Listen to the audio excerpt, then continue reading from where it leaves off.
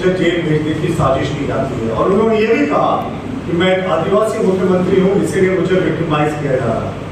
अब माननीय मुख्यमंत्री जी की बातें कितनी कॉन्ट्राडिक्टरी है, अगले कुछ मिनटों में हम आपको ये सिद्ध कर देंगे। सबसे पहले तो माननीय मुख्यमंत्री जी ने कहा कि बहुत भारी भरकम बकाया है केंद्र पे और पैसा मांगने के कारण उनको जेल में भेजने की साजिश हो रही है। तो माननीय मुख्यमंत्री जी को याद दिलाना चाहेंगे कि विधानसभा की प्रोसीडिंग को पलट कर देख लें। उनके ही माननीय वित्त मंत्री रामेश्वर उरांव जी का विधानसभा में बयान है कि केंद्र से हमें सब अपेक्षित सहयोग मिलता है बैंक की राशि या अन्य राशि में। जब भी हम लोगों ने केंद्र से जैसा जो आग्रह किया है वो केंद्र ने स्वीकार किया है। यह मंत्री रामेश्वर उरांव जी का ऑन रिकॉर्ड विधानसभा में बयान। तो माननीय मुख्यमंत्री जी इसके तक क्यों बोलने लगते हैं और उनका कहना कि कोयले की रॉयल्टी से लेकर बहुत लंबा चौड़ा वो एक हिसाब बताते हैं। तो हमने उनको हमेशा कहा कि इसमें आप ये भी बताने का कष्ट करें कि जब आपके पिता आदरणीय शिबू सोरेन जी इस राष्ट्र के कोयला मंत्री थे तो उस समय क्या बकाया था और उस समय शिबू सोरेन जी ने क्या प्रयास किया था इस पैसे को लाने का। बहरहाल केंद्र के लिए झारखंड हमेशा एक स्पेशल राज्य है और प्रधानमंत्री जी हमेशा चाहते हैं इस ट्राइबल राज्य में कि इसका अपेक्षित विकास हो, राज्य का हमेशा सहयोग मिलता है। लेकिन हर घर नल में योजना में राज्य की क्या स्थिति ये भी किसी से छिपा नहीं है, पूरे राष्ट्र में ये अंतिम पायदान पर चल रहा है। अब लौटते माननीय मुख्यमंत्री जी ने बड़ी इंटरेस्टिंग बात की। उन्होंने कहा कि मुझे जेल भेजने की साजिश हो रही। भाई हम उनसे जानना चाहते हैं माननीय मुख्यमंत्री जी, आपकी झारखंड पुलिस 41A का हजारों नोटिस हर एक महीने में जारी करती है, तो उसमें तो कोई नहीं कहता कि हमको जेल भेजने की साजिश हो रही है। तो एक केंद्रीय एजेंसी ने आपको नोटिस जारी किया, तो इसमें आपको कैसे लग रहा है कि आप जेल जा रहे हैं? क्या आप अपनी अंतरात्मा की आवाज से इस बात को बोल रहे हैं कि आप जेल जा रहे हैं?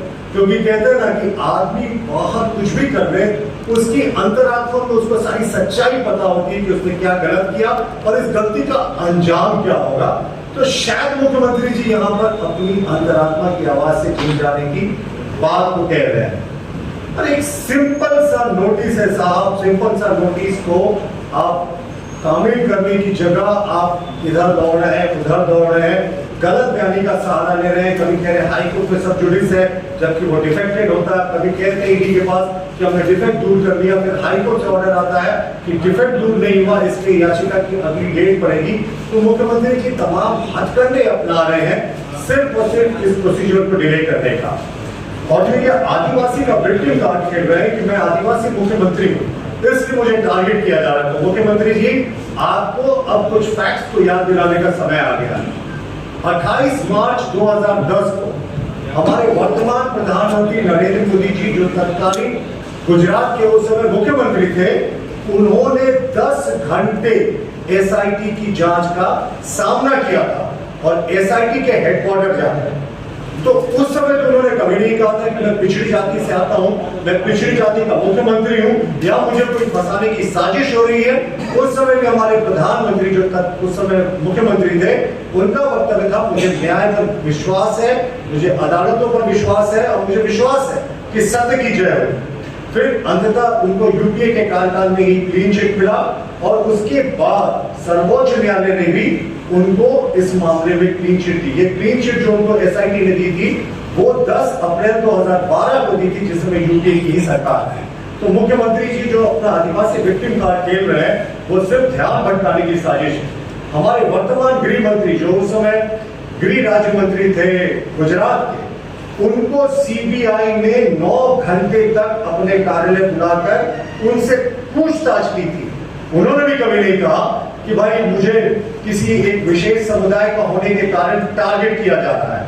उन्होंने भी कहा था कि मुझे न्याय पर भरोसा है और अंततः 1 अगस्त 2016 को सुप्रीम कोर्ट ने निचली अदालत के द्वारा दी गई हमारे गृह मंत्री को क्लीन चिट को स्वीकारा। तो मुख्यमंत्री जी को जो बार बार ये उनकी जुबान पे बात आती है कि मुझे जेल भेजने की साजिश हो रही है, तो क्या ऐसा क्या उन्होंने कर दिया है? वैसे काफी चीजों तो हम भी जानते हैं, जमीन घोटाला हुआ, उसके अतिरिक्त खनन घोटाला हुआ और इसके जितने मुख्यमंत्री जी के करीबी थे, यहाँ तक कि उनके विधायक प्रतिनिधि पंकज मिश्रा जिसको ईडी ने मुख्य अभियुक्त माना था माइनिंग स्कैम के, आज तक मुख्यमंत्री ने उनको विधायक प्रतिनिधि के पद से नहीं हटाया, जबकि वो चार्जशीटेड है और जेल में है।